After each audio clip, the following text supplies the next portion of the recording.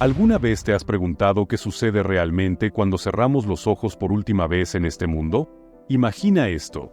Estás en la sala de espera de un hospital, sosteniendo la mano de un ser querido. Los pitidos de las máquinas se desvanecen lentamente, y de repente, te enfrentas a la realidad más cruda, la muerte. En ese momento, 1000 preguntas inundan tu mente. ¿A dónde va el alma? ¿Hay vida después de la muerte? ¿Qué nos espera al otro lado? Amigos, hoy nos sumergiremos en las profundidades de la palabra de Dios para descubrir qué nos dice la Biblia sobre el misterio más grande de la existencia humana, la muerte. Y te aseguro que lo que descubriremos juntos no solo cambiará tu perspectiva sobre la vida, sino que también podría transformar la manera en que vives cada día. Quédate hasta el final, porque la respuesta que encontraremos podría ser la clave para vivir una vida plena y sin temor. La muerte, el gran misterio de la humanidad. Antes de sumergirnos en las Escrituras, es importante entender que la muerte es un tema que ha fascinado y aterrorizado a la humanidad desde el principio de los tiempos. Culturas antiguas, filósofos y religiones han intentado descifrar este enigma, pero hoy nos centraremos en lo que la Biblia, la palabra inspirada por Dios, nos revela sobre este tema tan trascendental. ¿Te has preguntado alguna vez por qué la muerte nos afecta tanto? ¿Por qué, a pesar de ser una realidad inevitable, sigue siendo un tema que nos inquieta y nos llena de incertidumbre?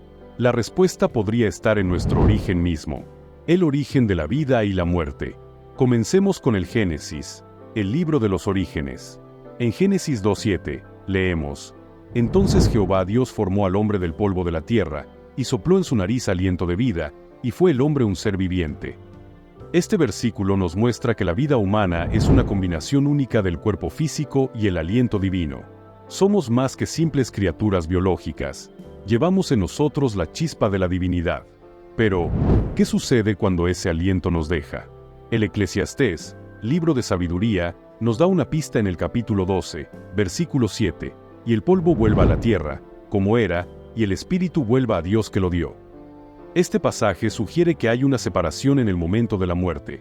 Nuestro cuerpo físico regresa a la tierra, mientras que nuestra esencia espiritual retorna a Dios. Esta dualidad entre lo físico y lo espiritual es fundamental para entender la perspectiva bíblica sobre la muerte.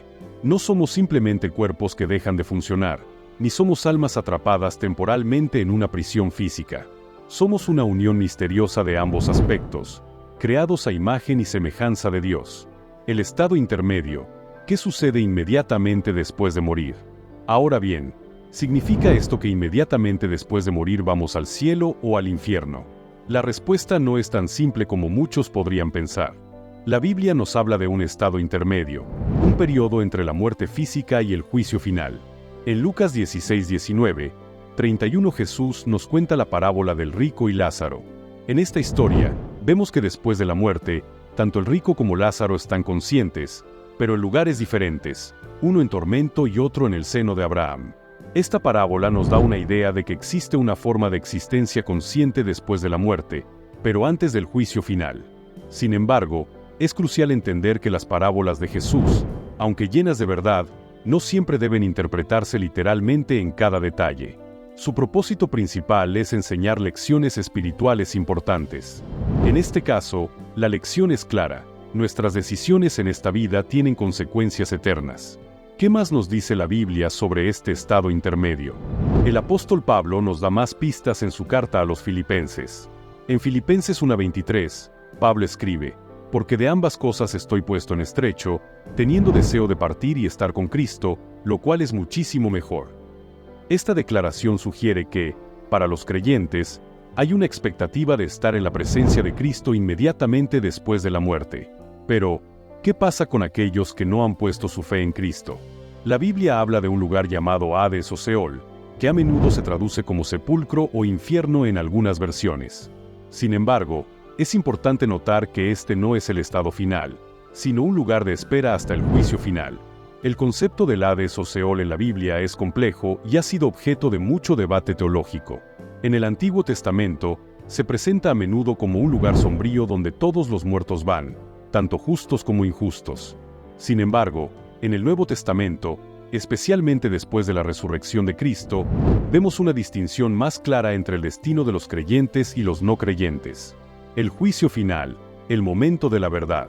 Hablando del juicio final, La Biblia es clara en que habrá un día en que todos compareceremos ante el trono de Dios.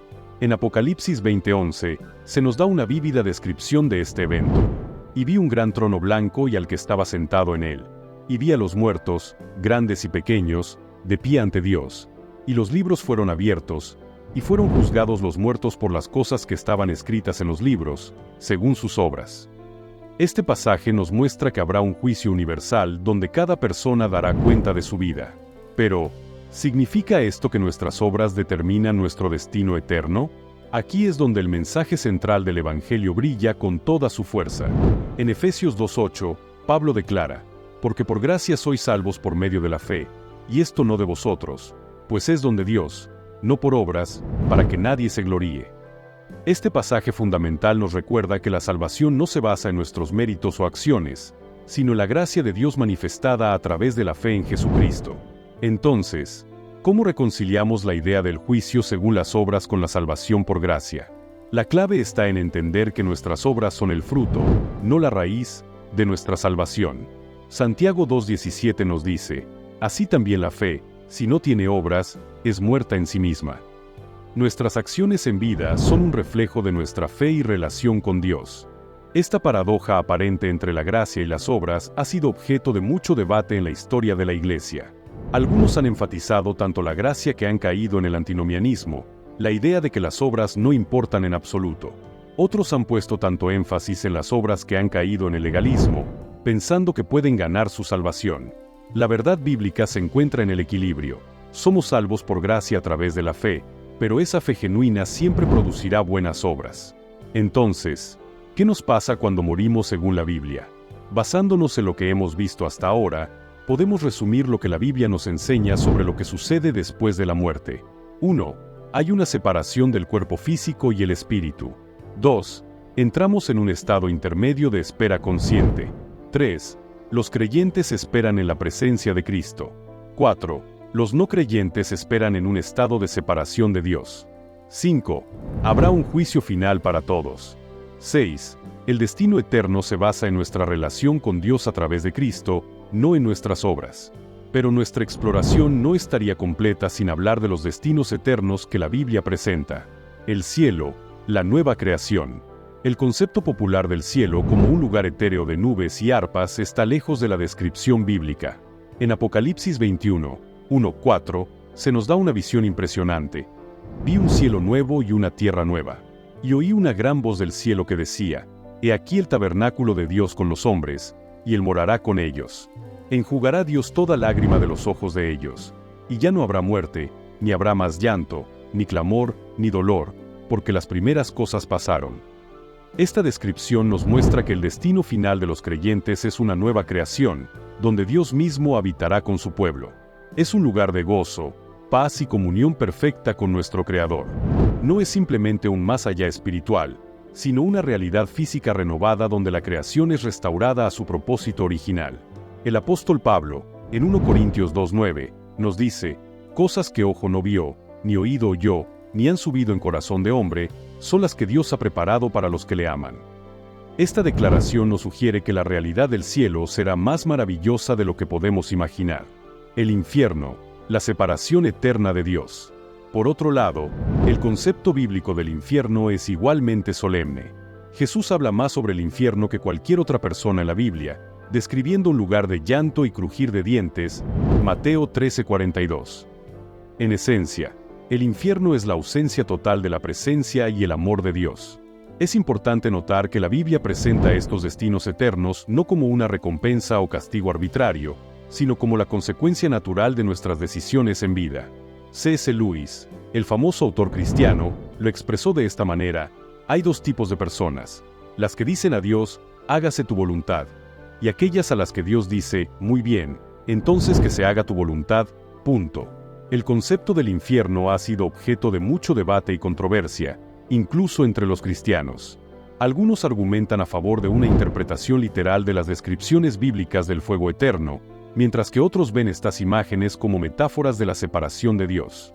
Lo que es claro en todas las interpretaciones es que el infierno representa una existencia sin la presencia de Dios, lo cual, para seres creados para estar en comunión con Él, es el sufrimiento más profundo imaginable. Pero, ¿Qué pasa con aquellos que nunca tuvieron la oportunidad de escuchar el Evangelio? ¿O los niños que mueren a temprana edad?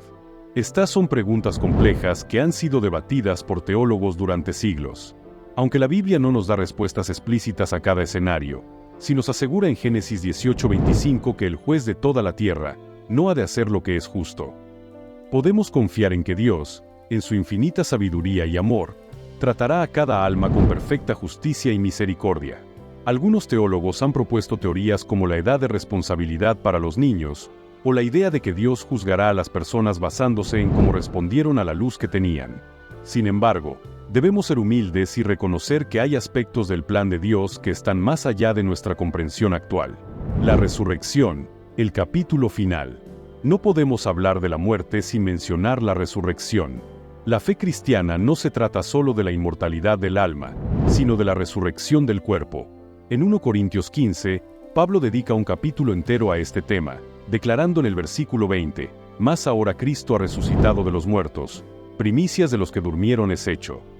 La resurrección de Jesús es el fundamento de nuestra esperanza. Su victoria sobre la muerte no es solo un evento histórico, sino la garantía de nuestra propia resurrección futura. Pablo continúa en 1 Corintios 15, 51-52. «He aquí, os digo un misterio, no todos dormiremos, pero todos seremos transformados, en un momento, en un abrir y cerrar de ojos, a la final trompeta, porque se tocará la trompeta, y los muertos serán resucitados incorruptibles, y nosotros seremos transformados». Esta promesa de resurrección y transformación es el clímax de la historia de la redención. No es simplemente una vuelta a la vida, sino una transformación gloriosa donde nuestros cuerpos serán perfeccionados, libres de enfermedad, dolor y muerte, viviendo a la luz de la eternidad. Ahora bien, ¿cómo debería afectar este conocimiento nuestra vida diaria?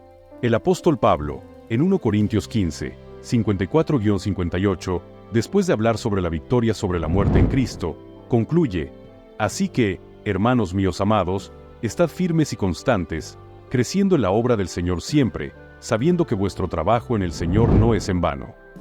Esta perspectiva eterna debería motivarnos a vivir con propósito, a amar profundamente, a perdonar rápidamente y a servir desinteresadamente. Sabiendo que nuestras acciones tienen consecuencias eternas, deberíamos buscar vivir de una manera que honre a Dios y bendiga a los demás. ¿Cómo cambiaría tu vida si realmente creyeras que cada acto de bondad, cada palabra de aliento, cada decisión de integridad tiene un impacto eterno? ¿No nos motivaría esto a vivir de una manera radicalmente diferente? Además, el entendimiento bíblico de la muerte debería quitarnos el temor. En 1 Corintios 15:55, Pablo exclama: «¿Dónde está, oh muerte, tu aguijón? ¿Dónde, oh sepulcro, tu victoria?». Para el creyente, la muerte no es el final, sino un portal a la presencia eterna de Dios. Esta confianza no significa que no sintamos tristeza ante la pérdida de seres queridos. Jesús mismo lloró ante la tumba de su amigo Lázaro, Juan 11:35. Pero nuestro dolor está mezclado con esperanza, sabiendo que la separación es temporal y que nos reuniremos de nuevo en la presencia de Dios. Sin embargo, este conocimiento también debería crear en nosotros un sentido de urgencia. Si realmente creemos que hay un más allá y que nuestras decisiones en esta vida tienen consecuencias eternas, ¿no deberíamos estar compartiendo esta buena noticia con todos los que nos rodean?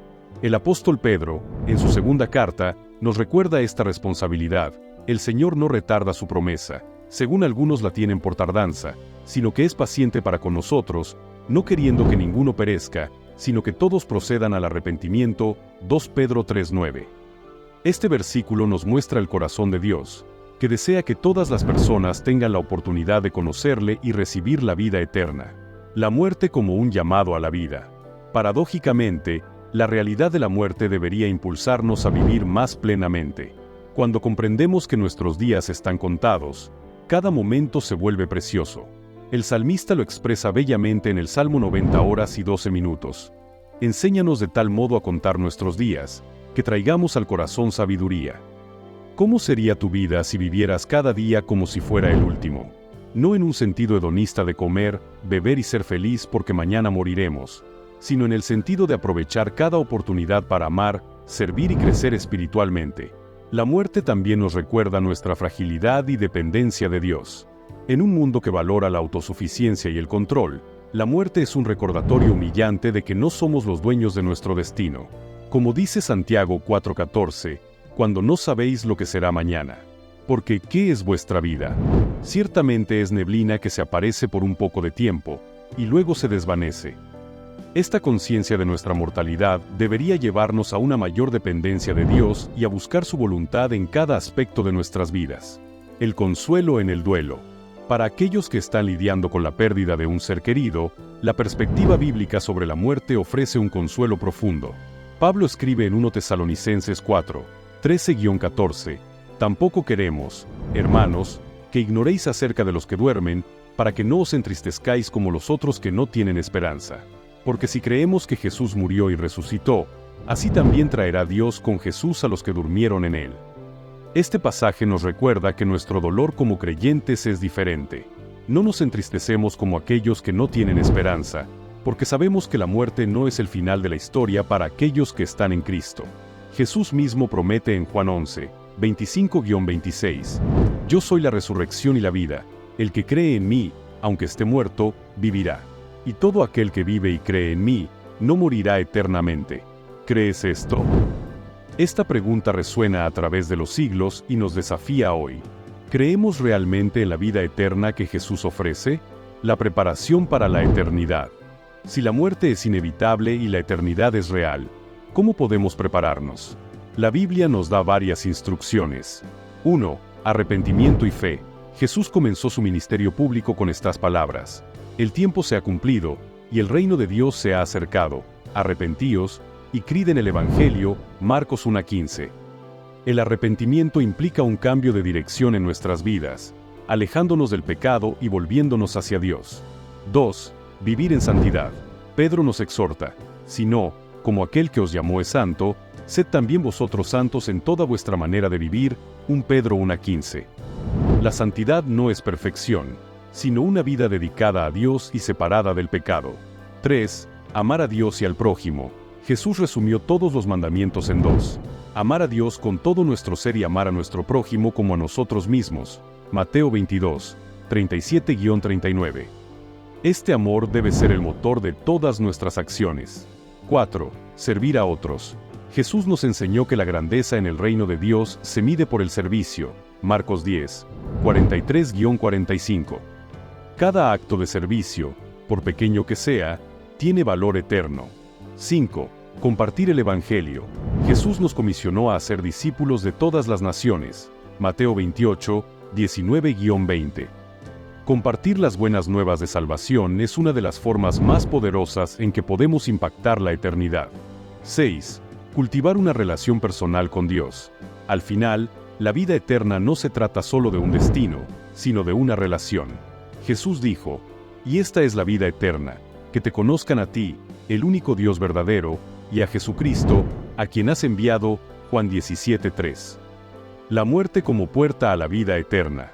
Amigos, hemos explorado juntos lo que la Biblia nos dice sobre lo que sucede después de la muerte. Hemos visto que hay un estado intermedio, un juicio final y un destino eterno. Pero más allá de estos detalles, el mensaje central es claro: Dios, en su infinito amor, ha provisto un camino para que podamos estar con Él eternamente a través de Jesucristo. La muerte, aunque dolorosa y misteriosa, no tiene la última palabra para aquellos que ponen su confianza en Jesús. En lugar de temerle, podemos enfrentarla con esperanza, sabiendo que lo mejor está por venir. Como escribió el apóstol Pablo: «Porque para mí el vivir es Cristo, y el morir es ganancia». Filipenses 1:21. Esta perspectiva revolucionaria transforma la muerte de una temida enemiga a una puerta hacia una existencia más plena en la presencia de Dios. Así que te pregunto, ¿cómo vivirás hoy a la luz de la eternidad? ¿Permitirás que esta verdad transforme tu perspectiva y tus prioridades? ¿Estás listo para enfrentar la eternidad? Antes de concluir, quiero invitarte a que reflexiones sobre lo que hemos compartido hoy. Si nunca has considerado tu destino eterno, hoy puede ser el día para hacerlo. La Biblia nos dice en 2 Corintios 6:2, «He aquí ahora el tiempo aceptable, he aquí ahora el día de salvación». No pospongas la decisión más importante de tu vida. Y si ya eres un creyente, que esta verdad renueve tu pasión por vivir para Cristo y compartir su amor con otros. Recuerda las palabras de C.S. Lewis: «No hay gente común. Nunca has hablado con un simple mortal. Cada persona que encuentras está destinada a la inmortalidad, ya sea en unión eterna con Dios o en eterna separación de Él. ¿Cómo cambia esto la forma en que ves y tratas a los demás? No olvides suscribirte a nuestro canal Semillas de Fe Divina para más contenido que alimentará tu espíritu y fortalecerá tu fe. Juntos, podemos crecer en el conocimiento de Dios y su palabra, preparándonos no solo para esta vida, sino para la eternidad que nos espera. Que la paz de Dios, que sobrepasa todo entendimiento, guarde vuestros corazones y vuestros pensamientos en Cristo Jesús. Hasta la próxima.